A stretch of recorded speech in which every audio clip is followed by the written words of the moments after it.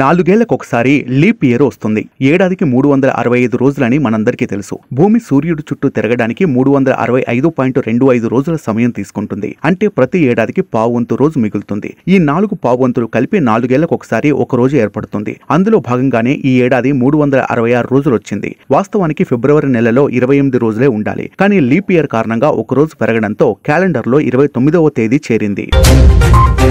హిమాచల్ ప్రదేశ్లో రాజకీయం ఒక్కసారిగా వేడెక్కింది. రాజ్యసభ ఎన్నికల్లో 6 కాంగ్రెస్ ఎమ్మెల్యేలు సొంత పార్టీకి వ్యతిరేకంగా క్రాస్ ఓటింగ్ కు పాల్పడ్డారు. దీంతో అక్కడ బీజేపీ విజయం సాధించింది. ఈ నేపథ్యంలో డీకే శివకుమార్ రంగంలోకి దిగారు. అక్కడి పరిస్థితులపై చర్చించేందుకు సిమ్లా వెళ్లారు.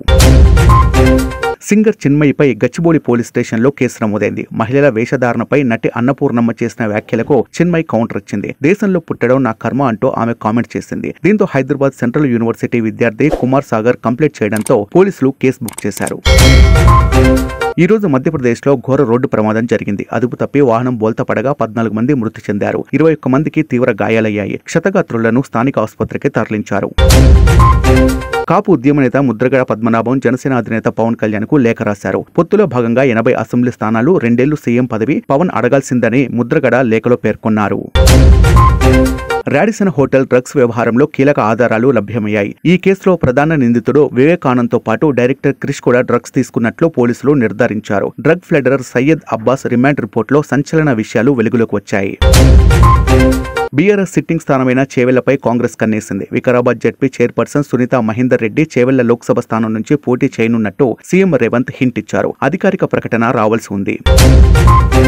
సీఎం జగన్ ప్రభుత్వం వాలంటీర్లకు సేవా వజ్ర, సేవా మిత్ర, సేవా రత్న అవార్డులు అందిస్తోన్న సంగతి తెలిసిందే. దీనిలో భాగంగా సేవా వజ్ర కింద 45,000, సేవా మిత్ర కింద 30,000, సేవా రత్న కింద 15,000 నగదు బహుమతులను తమ ఖాతాలో జమ చేసింది. శ్రేయస్ అయ్యర్, ఇషాన్ కిషన్లకు బీసీసీఐ బిగ్ షాక్ ఇచ్చింది. బోర్డు ఆదేశాలు ధిక్కరించినందుకు బీసీసీఐ వారిద్దరిపై వేటు వేసింది. తాజాగా విడుదలైన వార్షిక కాంట్రాక్టు జాబితాలో అయ్యర్, ఇషాన్ కిషన్లకు చోటు దక్కలేదు.